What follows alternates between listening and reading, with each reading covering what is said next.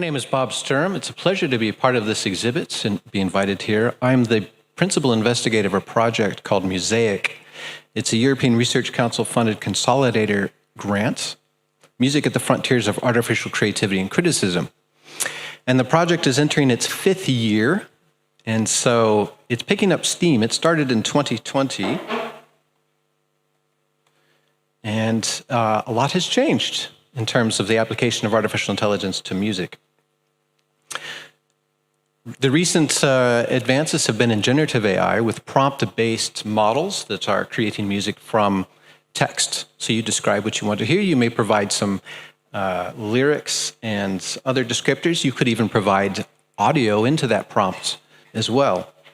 And the system will create out of that the audio, the highly produced audio. It sounds professional. It's very impressive kind of technology. So this presentation will be sort of the culminating vision of my project. So prepare for the coming flood of AI music. This is an imperative, actually, so I've added some exclamation marks. In November of 2021, these are the logotypes of companies that were trying to exploit AI in music and make money from it, a variety of different use cases. And in 2023, that environment has exploded in the number of businesses attempting to make money off of music generation. Now, making music with machines is nothing new. You can walk through the exhibit to see some of these. Music from EDSAC is sort of the equivalent of the Iliac suite with a supercomputer at Cambridge. But we also had Markov chains being applied to cowboy songs and the algorithmic procedures for creating liturgical music, Guitarrezzo, procedures for notating music and reproducing it from sheets, and then music made from machines in the book of ingenious devices. But what is different today? Scale is one of them. One company that doing AI music is Boomi, and they tout a number on their website. 20 million songs have been created with this system. Suno is a prompt-based audio generator, 385,000 users at least. Udio is another one. Supposedly 10 songs a second are being produced with Udio. Not only scale, quality is different. I looked at the past 24 hours of Udio users, and here are a sampling of some of their songs.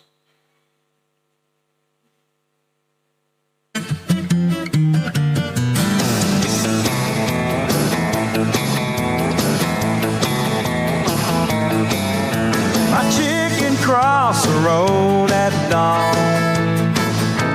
So you have a fair amount of meme music. Here's a more serious one. You don't play fair in this tug of war with my heart. You don't always care if we pull together or just fall apart. Now the tags that the person has provided: female vocalist, pop rock, K-pop, 2000s, melodic, playful, E minor key. It's actually an F sharp minor, and the lyrics here, that's all they needed to do to get this produced song. Another one, this one, I can't read Chinese, I don't know the descriptor, but the only thing they did was wind band and epic music is what they put, and this is a 9.5-minute recording of music. I'll just play from a bit after a minute.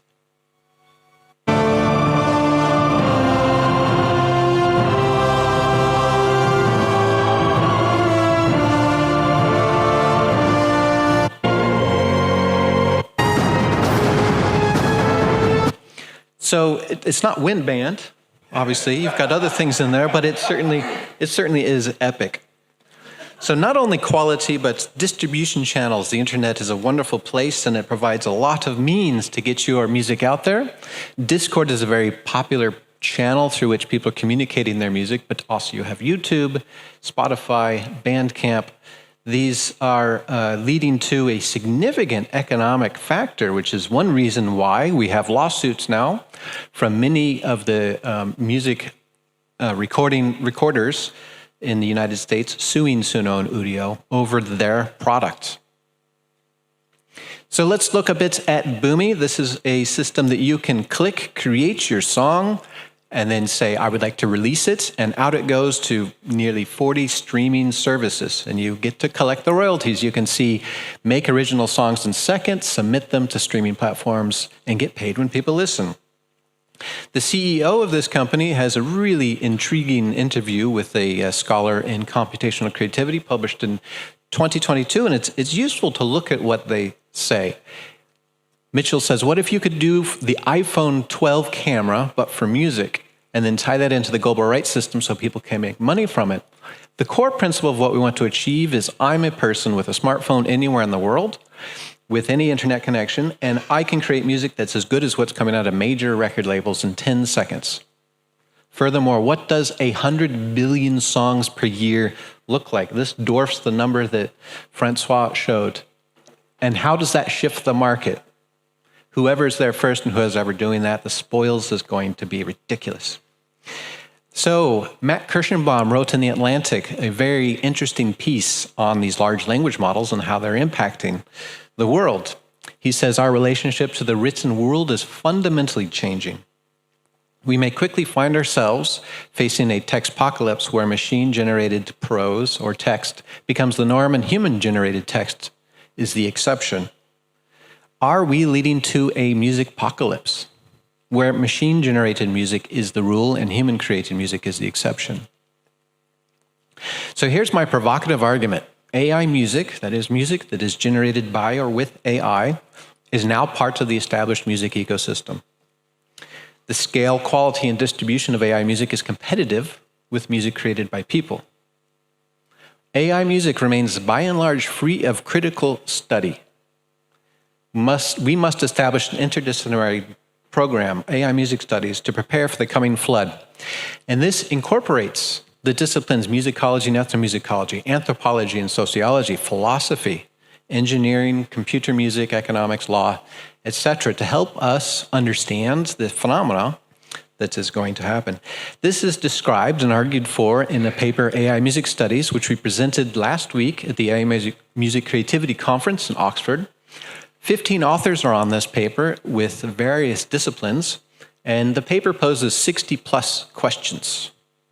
Doesn't really answer any of them, which is a reason why it has been rejected 3 times before appearing at this venue. So a few core questions of AI music studies.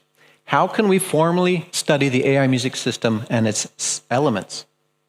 How can AI music and its sources be meaningfully studied and critically engaged with? What challenges arise when we apply established methodologies and disciplines such as in musicology or anthropology? Where is all this music ending up?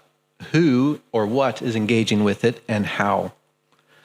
And how can AI music systems and their bodies of work be identified, conceptualized, critically examined in and as culture? How would one form a canon from the hundreds of billions of songs that we will be inundated with? What are the ethics of AI music? What are the implications of AI music for intellectual property? And when should we develop an AI music curriculum? AI music appreciation? What will that look like? So we are only a small team of researchers. We decided the best thing to do, and we're writing papers that are rejected. We decided the best thing to do is to distribute the work. And so we are organizing the first international conference on AI music studies. 27 very exciting papers from a variety of disciplines will be presented in December in Stockholm. A keynote given by Georgina Bourne, a great panel on AI music and copyright, what that means today. A good concert, a fun concert of AI music co-created with humans, so the human is still involved, and a fun conference dinner. So please have a look at that website for the papers, and I hope I've provoked you to put on your floaties and prepare for the flood that's coming. Thank you.